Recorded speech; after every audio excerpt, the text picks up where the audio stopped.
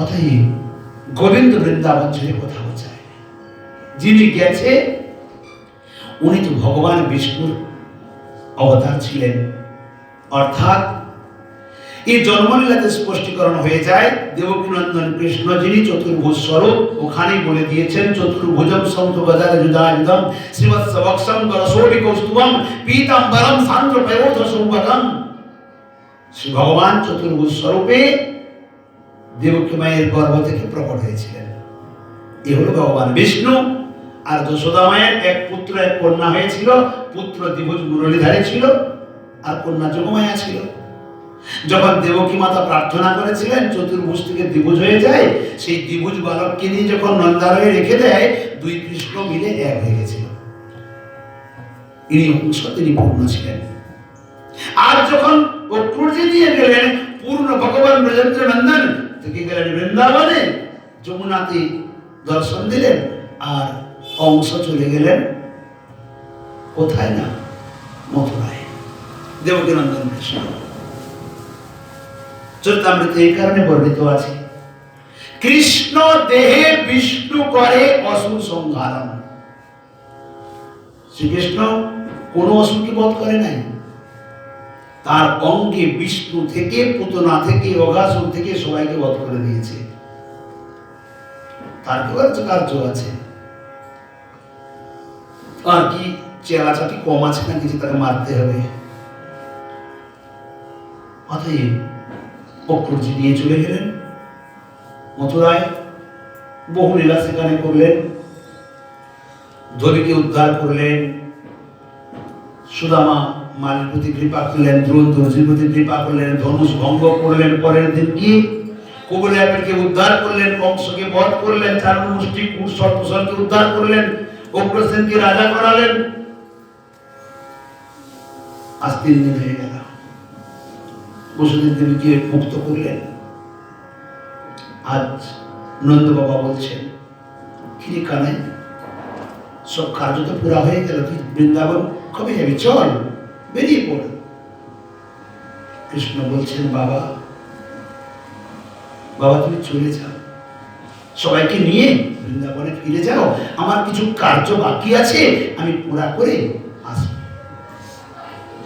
দেখো বাবা, বর্তমান উগ্রসেন মহারাজ নতুন নতুন রাজা হয়েছেন, রাজকার্য সম্পূর্ণ উনি চালাতে পারবেন না, বৃদ্ধ, এবং এখানকার পরিবেশ পরিস্থিতি এখনো ঠিক হয় নাই। আর দ্বিতীয়, আমি তো জানতাম না বসুদেব মাতা দেবকী আমার পিতা মাতা, আজ জানলাম এত বছর ধরে কারাগারে ছিল, আজ মুক্ত হলো। আমি যদি এই অবস্থায় ছেড়ে দিয়ে চলে যাই, বাবা তুমি বলো এদের দুর্দশা কি হবে? কিছুদিন থেকে এদের সান্ত্বনা দিয়ে আমি বৃন্দাবনে ফিরে আসবো। নন্দ বাবা বলছেন, কি বললি কানাই, তুই কি বললি? তুই যাবি না? আরে তুই যাবি না বলে যদি আমি বৃন্দাবনে জানতাম, লাখো যদি কংসের ডাক আসতো, আমি তোকে পাঠাতাম না। তুই বলে এসেছিস আমি কাল ফিরে যাব, 3 দিন পরে ফিরে আসবো। আমি কি জবাব দেবো, কি উত্তর দেবো রাজবাসীগণের কাছে? কি বলবো আমি? শ্রীকৃষ্ণ চিন্তা করে দেখেন কি পরিস্থিতি কি হতে পারে এই সময়। শ্রীকৃষ্ণ কি ধর্ম সংকটে পড়ে আছেন, না পারছেন যেতে, না পারছেন থাকতে। কৃষ্ণ স্বয়ং ভগবান, তার পরিস্থিতি ও সময়টা কি হতে পারে? একদিকে রাজা করিয়েছেন, কর্তব্যতা টানছে, একদিকে প্রেম টানছে, একদিকে অখণ্ড প্রেম টানছে, একদিকে কর্তব্য টানছে। উনি চিন্তা করলেন, প্রেম তো আমার শব্দের জন্য থাকবে, কিন্তু কর্তব্যতা যদি চলে যায় ও আর আসবে না। নন্দ বাবাকে বললেন, বাবা এক কাজ কর, আমি না ব্রজবাসীগণের জন্য প্রচুর পরিমাণে আভূষণ দিচ্ছি, তুমি এগুলি নিয়ে যাও, তাদেরকে বলবে সাজ সেজে শৃঙ্গার হয়ে থাকতে, আমি এদের দর্শন করব। বহু আভূষণ, মণি মাণিক্যময় আভূষণ গরুর গাড়ি বোঝাই করে দিয়ে দিলেন। নন্দ বাবা সমস্ত কিছু একবারে কাষ্ঠপুত্তলিকার মতো বসে আছে গরুর গাড়ির উপরে, কোনো শব্দ নেই। আর শ্রীকৃষ্ণের আজ্ঞায় অন্যান্য যারা ছিল তারা গরুর গাড়ি ভরে ভরে সব মণিমাণিক্যময় আভূষণ দিয়ে দিল। ব্রজবাসীগণ চলল ধীরে ধীরে। এদিকে তো ব্রজে আনন্দের ঠিকানা নেই, আজকে আসবে। ব্রজ গোপীগণ আদি সবাই মিলে, সমস্ত ব্রজবাসীগণ ব্রজগোপীগণ, কেউ ফুলের মালা, কেউ ফুল হাতে রেখেছে, কেউ চন্দন জল রেখেছে, কেউ অগুরু রেখেছে, কেউ কত প্রকার, কেউ মাখনের বাটি ধরে দাঁড়িয়ে আছে, দধি দুগ্ধ ঘৃত নবনী বিভিন্ন প্রকার সামগ্রী নিয়ে আছে। কানাই যখন আসবে না আমার বুকে চড়ে যাবে, ওই এভাবে না আমার বুকে আগে আসবে, সেভাবে না আমার কোলে আগে আসবে, আমি মাখন খাওয়াবো, কেউ ভাবে মালা পরিয়ে দেবো, কেউ বলে আমি আজকে আভূষণ দেবো, কেউ বলে টিকাটা আমি আগে লাগাবো। সবার মনের ভিতরে বিবিধ প্রকার লক্ষ কোটি ব্রজবাসী দাঁড়িয়ে আছে। কারণ ব্রজবাসীগণ জানে কানাই সবার মন রক্ষা করতে পারে। কেমন করে জানো? 5 বছর বয়সে যখন গোচারণে যাবে, গোপাষ্টমীতে গো পূজা হবে, নন্দ বাবার নবরক্ষ ধেনু, দবরে সমর শ্যামলী হলো এরা মুখ্য সামনে আছে। কানাই যখন ছোট, 5 বছর শিশু, ছোট। সান্ডল ঋষি বলেন গো পূজন করতে হবে, তবে তো চড়াতে পারবে। কানাই হাতে করে তুলে নিয়েছে কুমকুম চন্দন কেশর অক্ষর দুর্বা ধান্য প্রদীপ ধূপ দেওয়া সাজানো আছে, তুলে নিয়েছি, গো পূজন করবে। নন্দবাবা বলছেন কানাই এক কাজ কর, তুই খালি দবরে শ্যামলের মাথায় টিকা লাগিয়ে দে, আর বাকি সবাইকে আমি পূজন করে দেব। কানাই বলে না বাবা, সবাইকে আমি পুজো করবো। বলে কেন? সব গোমাতাগণ চিন্তা করছিল আমাদের গোপালের সামনে যে গাড়ি দুজন আছে না, তারাই গোপালের স্পর্শ পাবে, আমরা তো পাবো না, আমরা তো পেছন দিকে পড়ে আছি, আমাদের কাছে তো আসবে না। কানাই সবার ভাবনা জেনে বলছে না বাবা, সবাইকে পূজন আমি করব। আরে কি করে করবি? দেখো না বাবা আমি কেমন করে করি। যেমনই কানাই থালিটা উঠিয়ে নিয়েছে, লক্ষ লক্ষ লক্ষ ধেনু বাছুর সব শুয়ে পড়েছে, মাথা নিচের দিকে চলে এসছে। যত গাভী বাচ্চা তত কৃষ্ণ গোপাল হয়ে একসঙ্গে সবার মাথায় তিলক চন্দন লাগিয়ে দিয়েছে। ওই গোপাল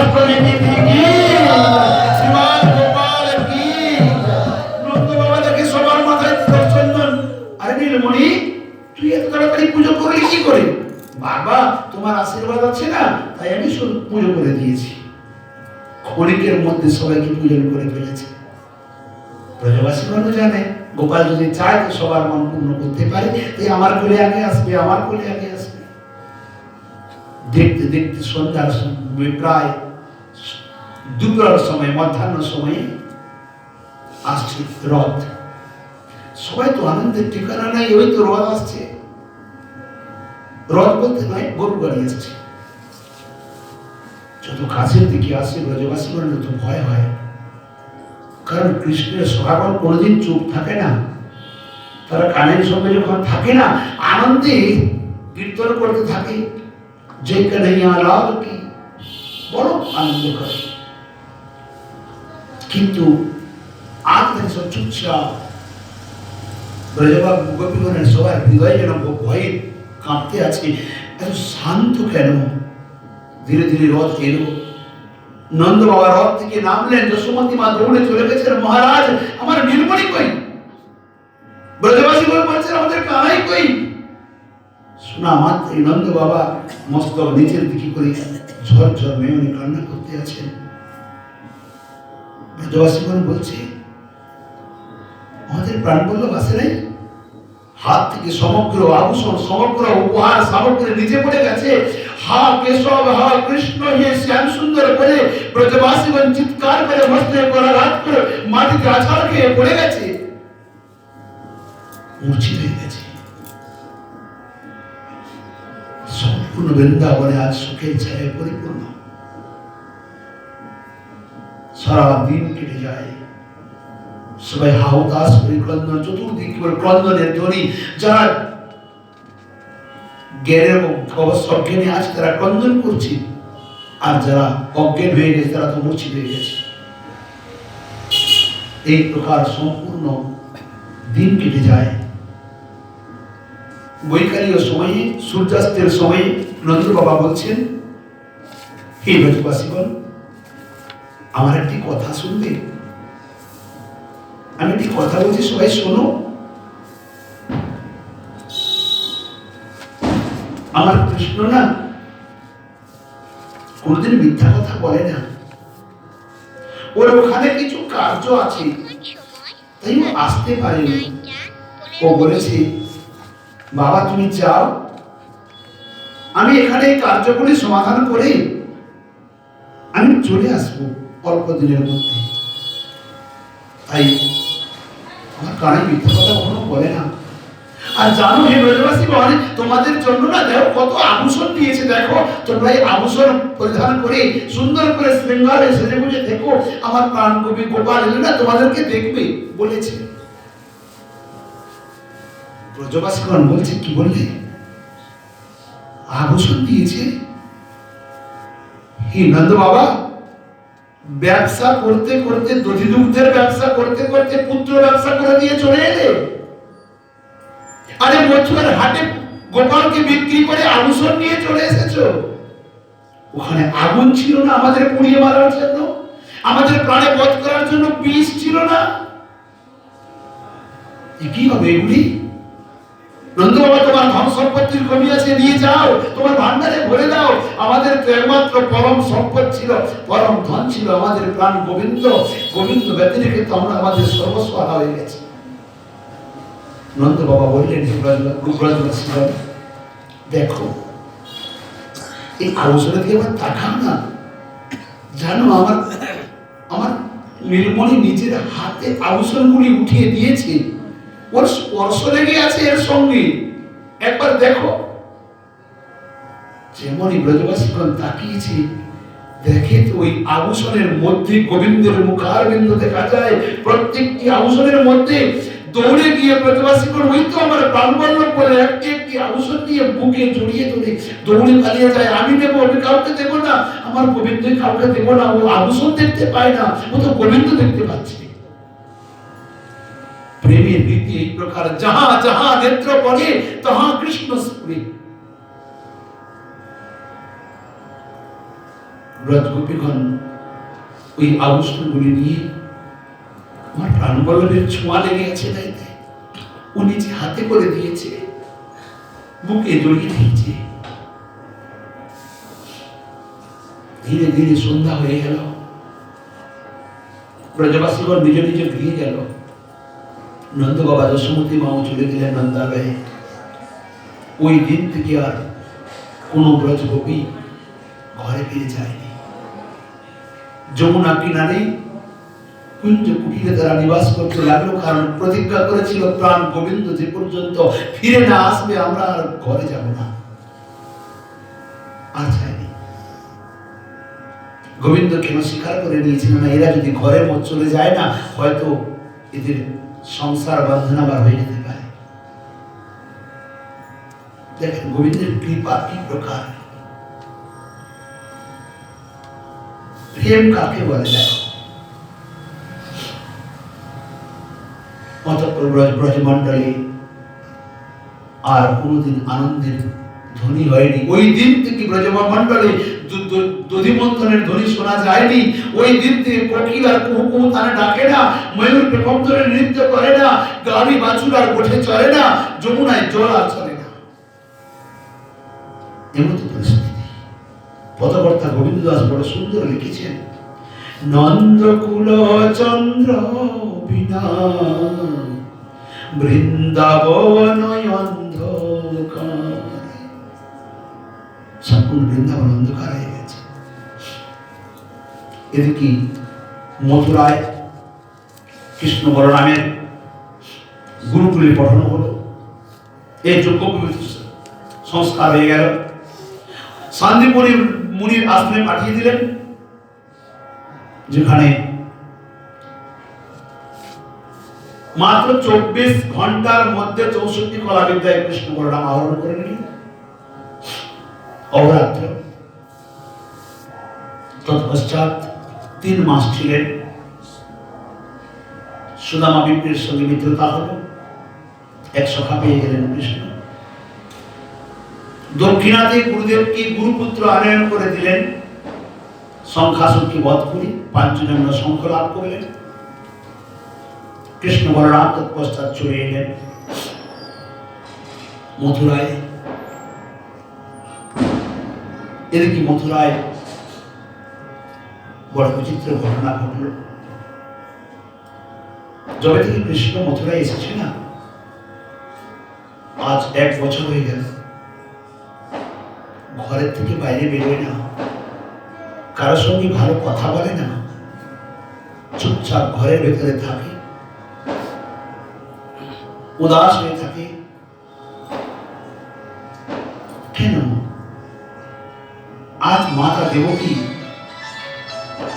সমাচার পেয়ে প্রভাতে প্রভাতে মিষ্টান্ন আদি স্বর্ণ থালায় ভোগ সামগ্রী সাজিয়ে নিয়ে যেমন কৃষ্ণের কক্ষের মধ্যে প্রবেশ করেছে, মাতা দেবকীকে দেখা মাত্র শ্রীকৃষ্ণ হাওয়া করে কেঁদে উঠেছে চিৎকার করে। মাতা দেবকী জিজ্ঞাসা করার সাহস করতে পারেননি, ফিরে এসেছেন, কারণ উনি তো জানেন ভগবান, তাই সাহস করতে পারেনি। ফিরে এসেছে, বসুদেব জি কি বলছেন, হে আর্যন, দেখো তো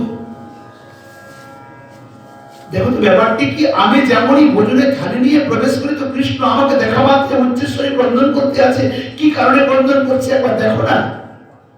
বসুদেব জি বলছেন, এ দেবকী, ছোটবেলা থেকে আমি লালন পালন করিনি, আমি কোলপিঠে করে মানুষ করিনি, কেমন খায়, কেমন চলে, কি চায়, কি প্রয়োজন, আমি তো কিছুই জানি না। আমি কি করব? এক কাজ করো, শ্রীকৃষ্ণের পরম প্রিয় সখা হলো উদ্ধবকে পাঠিয়ে দাও। এক মিত্র আরেক মিত্রের কাছে না মনের ব্যথা খুলে বলে, পাঠিয়ে দাও। চিন্তা করে দেখেন, যদি মাতা যশোমতী হতো, ও কি ফিরে আসতে পারত? দৌড়ে গিয়ে বুকে জড়িয়ে ধরে বলতো, বাবারে কি হয়েছে, তুই কেন কাঁদছিস? দেবকী মাতা সাহস করতে পারেনি, কারণ মাতা দেবকীর মনের মধ্যে ঈশ্বর জ্ঞান আছে, চোখে দেখেছে চতুর্ভুজ স্বরূপকে, তাই পারেনি। যশোমতী মেয়ের বিশুদ্ধ বাৎসল্য। এদিকে উদ্ধবজি গিয়ে পৌঁছলেন, দেখেন তো উদাস হয়ে বসে আছে, নয়ন থেকে জলধারা প্রবাহিত হয়। উদ্ধবজি বলছেন, সখা, মানে কিন্তু তুমি কান্না করছো কেন? কাঁদছো তুমি? জিজ্ঞাসা করা মাত্রই শ্রীকৃষ্ণ বলছেন, ऊधो मही ब्रज में स्मृति नाही, हंस सुता की सुंदर कलरव और कुंजन की छाई, एह मथुरा कंचन की नगरी मनुमुग्धा हिमाही, जब आवत वे सुख की जियो उपगत सुदिनाही। हे उद्धव, আমি বৃন্দাবন ভূমিকে ভুলতে পারি না। যশোমতী মায়ের বাবার স্নেহ, নন্দ বাবার দুলার, কিশোরী জীবন প্রেম, ব্রজের সুখাগণের পছন্দ প্রীতি, করকরণীনাথ নিপতিত পাবনী যমুনা, ময়ূরের নৃত্য, কোকিলের ডাক, পূজন, কালী বাছুরগণের অপার স্নেহ। হে উদ্ধবজি, আমি কিচ্ছু বলতে পারি না। ক্ষণে ক্ষণে যেন আমার সামনে এসে দাঁড়িয়ে থাকে গালি বাছুরগণ, আমাকে হাম্বা রূপে ডাকে, কি কানাই, এখন তুমি একবার বংশী বাজালে না? কখন ললিতা এসে বলে, রে নিষ্ঠুর নির্মম, এখনো কি তোর কর্তব্যতা সমাপ্ত হয়নি? ব্রজগুলি আমাদের ভুলে গেলে। কখন বিশাখা, তুঙ্গবিদ্যা, রঙ্গদেবী, সুদেবীক্ষা, এক সুখীগণ আসে, একজন বলে রে নিষ্ঠুর রে নির্মম, আমাদের কথা নাই ভুলে গেলে। কিশোরীজিকেও ভুলে গেলে, তার কোথাও মনে পড়ে না। মা যশোমতীকেও ভুলে গেলে, মনে পড়ে না। কাল আসবে বলে বলে তুমি গেছো, আর আজ পর্যন্ত তোমার কাল পুরা হলো না। আমি কি উত্তর দেব? জানো উদ্ধব, ক্ষণে ক্ষণে কিশোরীজিও রাধারানী এসে সামনে দাঁড়িয়ে যায়, চুপচাপ স্থির হয়ে মৌন হয়ে দেখতেই থাকে, যেন মনে হয় অন্তরে কত বিশাল ক্ষোভ আমার প্রতি। আবার কোথায় অন্তর্ধান হয়ে যায়। আমি কি করি উদ্ধব, আমি কি করি? আমি সহন করতে পারছি না।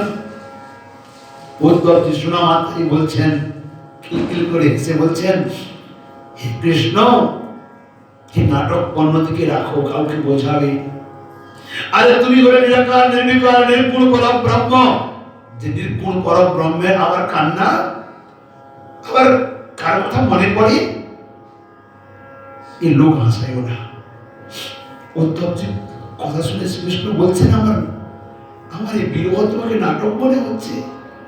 উদ্ধবজি, আমি নাটক করা জানি না, এটাই বাস্তব। তুমি এক কাজ করবে ভাই, তুমি আমার হয়ে একবার বৃন্দাবনে যাবে। একবার বৃন্দাবনে গিয়ে যশোমতী মা, নন্দ বাবা, ব্রজবাসীগণ, ব্রজগোপীগণ, ব্রজের সখাগণ, আমার প্রাণাধিকা রাধাকে তুমি একবার দর্শন করে আসবে। একবার ওদেরকে উপদেশ দিয়ে এসো না। উদ্ধবজি বলছে, কি আমি যাবো বৃন্দাবন? আজ আমি বেদ বেদান্তের তত্ত্বকে নিরূপণ করবো, মূর্খ আমার ব্রজবাসী আমার ভাষাকে কি বুঝবে? কারণ উদ্ধবজি বৃষ্ণি বংশের মন্ত্রী, দেবগুরু বৃহস্পতির শিষ্য, শ্রীকৃষ্ণের পরম প্রিয় সখা। এই জন্য এখানে দিয়েছেন বৃষ্টি নাম প্রবল মন্ত্রী কৃষ্ণ দ্বৈত সখা, সাক্ষাৎ বৃহস্পতি শিষ্য উদ্ধব বুদ্ধিসুত্তম। বড় উত্তম বুদ্ধিমান ছিলেন উদ্ধবজি। শ্রীকৃষ্ণ বলছেন, তুমি একটিবার যাও না শ্রীমান, একটিবার যাও কথা মেনে। উদ্ধবজি বলছেন, দেখো যদি তোমার কথা মেনে আমি যাই না, এক রাত্রের বেশি আমি থাকবো না। শ্রীকৃষ্ণ বলছেন, এক রাত্রে আসবে কি কয় রাত্রে আসবে এ তো সময় তোমাকে বলবে, একটিবার যাও। উদ্ধবজি কথা মেনে বেরিয়ে পড়লেন। রথে আরো কৃষ্ণ বলছেন, উদ্ধব দাঁড়া দাঁড়া, তুমি যে যাচ্ছ না, কেউ তোমাকে কথাও বলবে না, জিজ্ঞাসাও করবে না। শোনো, এই বলে গলার বনমালাটি খুলে একটু উদ্ধবজির গলায় পরিয়ে দিলেন। যদ্যপি উদ্ধবজিকে দেখতে কৃষ্ণের মতোই। শ্রীকৃষ্ণ বলেন, উদ্ধব যাচ্ছ, খেয়াল রাখবে ব্রজবাসীগণ তোমাকে দেখে কৃষ্ণ বলে মনে না করে। কারণ বর্ণ বস্ত্র সবকিছু কৃষ্ণেরই, অঙ্গের বর্ণ কৃষ্ণের মতো, আর সমস্ত আভূষণ যাবতীয় বস্ত্র সব কৃষ্ণেরই, প্রসাদ বস্ত্র। বনমালাটি পরিয়ে দিলেন কেন?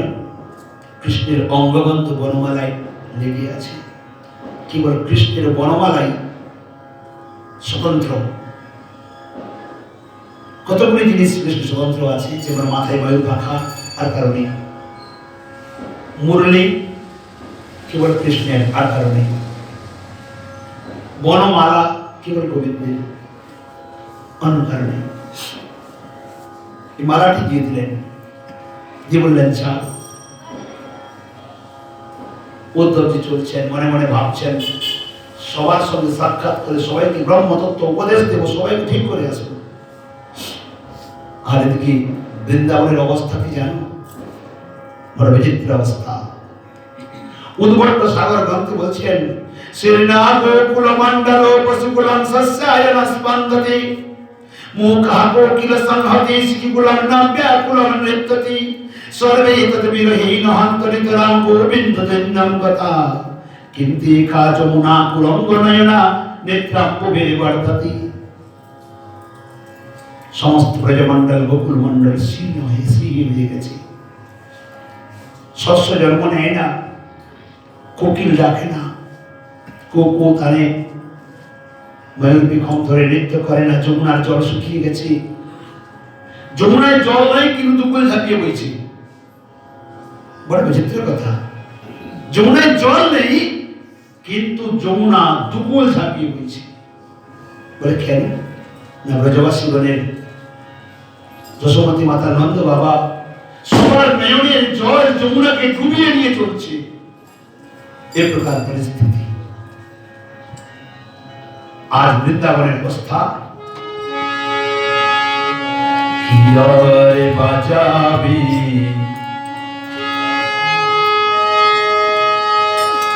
কিয়ারে বাজাবি বাঁশি,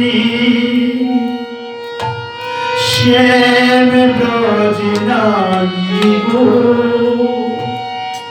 শ্যাম ব্রজনা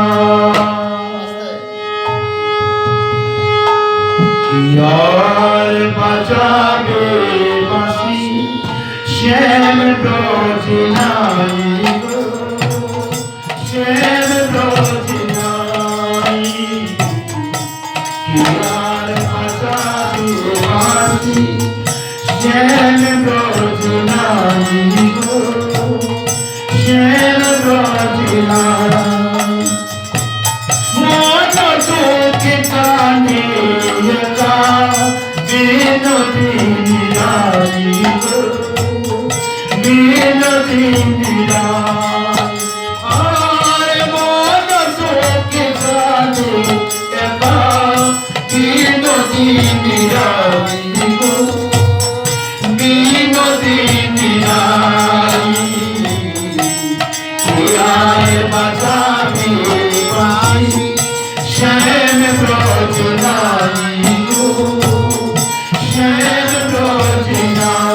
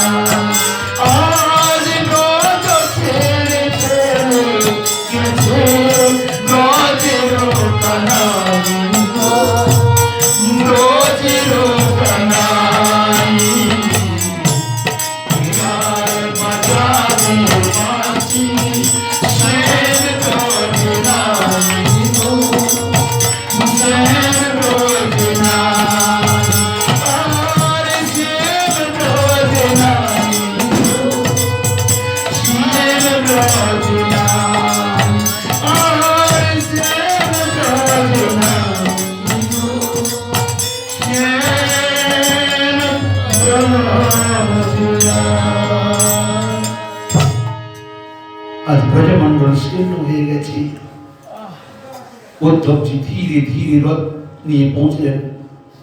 ব্রজের পরিস্থিতি কি জানো? সকাল থেকে সন্ধ্যা হয়ে যায়, ব্রজের সখাগণ সবাই মিলে গোচারণে চলে যায়। গাড়িগণ ঘাস খায় না, মথুরার দিকে তাকিয়ে পড়ে থাকে রাস্তার উপরে। সখাগণ আনন্দ করে নাচতেও পারে না, সকাল থেকে সন্ধ্যা হয়, সকাল পর সকাল গলা জড়িয়ে ধরে বলে, সকালে আজ কানাই এলো না, আজ আমার মিত্র এলো না। ঘরে গিয়ে নিজ নিজ মায়ের কোলে চলে যায়, মাকে জড়িয়ে ধরে কান্না করে বলে, মা আজ আমাদের মিত্র এলো না, আমাদের কানাই এলো না। প্রতিদিন 1 বৎসর হয়ে গেল। আজ সকাল থেকে বসে আছে, অকস্মাৎ দেখে না পথ করে পতাকা উড়তে উড়তে একটি রথ আসছে, রথের চক্রের শব্দ শুনতে পাচ্ছে। সকালের মনোরূপী ময়ূর নৃত্য করতে লাগলো, গাড়ি বাছুর যে পড়েছিল রাস্তায় সব উঠে পড়েছে, পুচ্ছ উপর দিয়ে করে দৌড় দিয়েছে রথের দিকে। আকাশে পক্ষীগণ দৌড়তে লাগলো, গাছে বানরগুলি উদ্দণ্ড নাচতে লাগলো, ওই তো আমাদের শ্রীকৃষ্ণ আসছে, রথ আসছে। রথে করে গেছিল না, সুখাগণ সবাই মিলে দৌড়ে চলে গেছে রথের কাছে। উদ্ধবজি থেকে নামলেন, বলছেন, হে ব্রজবাসীগণ প্রণাম। সুখাগণ বলছেন, সুখা মধুমঙ্গল সুদাম সুদাম দাম বসুদাম, এ আমাদের কানাই নয় রে, অন্য কেউ হবে। আমাদের মিত্র, আমাদের প্রাণ সুখা যদি হতো না, ওর লাভ দিয়ে আমাদের বুকে চড়ে যেত। এ তো অন্য কেউ হবে, এ আমাদের সুখা নয়। উদ্ধবজি বলছেন, দেখো বাস্তবিক আমি তোমাদের কৃষ্ণ নয়, আমি বিষ্ণু বংশের মন্ত্রী, শ্রীকৃষ্ণের পরম প্রিয় সখা নাম আমার উদ্ধব। শ্রীকৃষ্ণ আমাকে পাঠিয়েছেন। রাজমন্ত্রী শব্দ তো রাজার মতোই হবে, ওর ভিতরে প্রেম থাকবে নাকি? উনি পাঠিয়েছে আমাকে সমতিমা নন্দ বাবা ব্রজবাসী সবার সঙ্গে সাক্ষাৎ করার জন্য। বলছেন, উদ্ধব কি দেখতে এসেছো? আমাদের তো পরম সম্পদ, পরম ধন ছিল গোবিন্দ। গোবিন্দ চলে যেতে মৃত শরীরগুলি পড়ে আছে, প্রাণবিহীন শরীরগুলি পড়ে আছে। কি দেখতে এসেছো এখানে? প্রাণীর শরীরগুলি এখানে পড়ে আছে, কিছু না। তো সুমতি মায়ের পক্ষে যাবে, কাউকে জিজ্ঞাসা করতে হবে না। এই যে দেখছো না জলের স্রোত পড়েছে, এ কোনো নদী নয়, কোনো নালা নয়। নন্দ বাবা, যশোমতী মা, ব্রজগোপীগণ সবার নয়নের জল স্রোত পড়ে যমুনায় গিয়ে পড়েছে। যাও যাও যাও, এই জল ধরে ধরে চলে যাও, সোজা পৌঁছে যাবে নন্দ ভবনের সম্মুখে। আগে আগে ব্রজবাসী জন্য, পেছনে পেছনে অক্রূরজি চলছে আর মনে মনে ভাবছি, এত বড় আকর্ষণ কিন্তু আমি কোনোদিন দেখিনি। কি এই প্রকার বিরহে কারো নয়নের বাড়ি প্রবাহিত হয়? উদ্ধবের প্রথম জ্ঞানের সিদ্ধি এখানে সমাপ্ত হলো। ধীরে ধীরে গেল